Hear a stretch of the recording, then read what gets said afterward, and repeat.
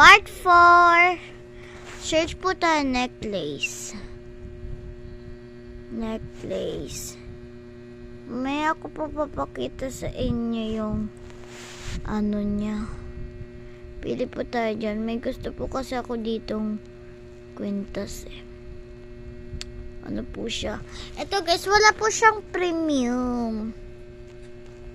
Ayan.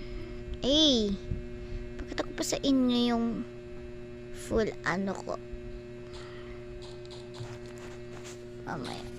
This is my own character. It's so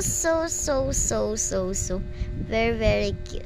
So, ito po yung pangalan ng aking Roblox. Ano na lang po siya. Kasi ito po yung aking full name. Ayan po. Sa Roblox, ang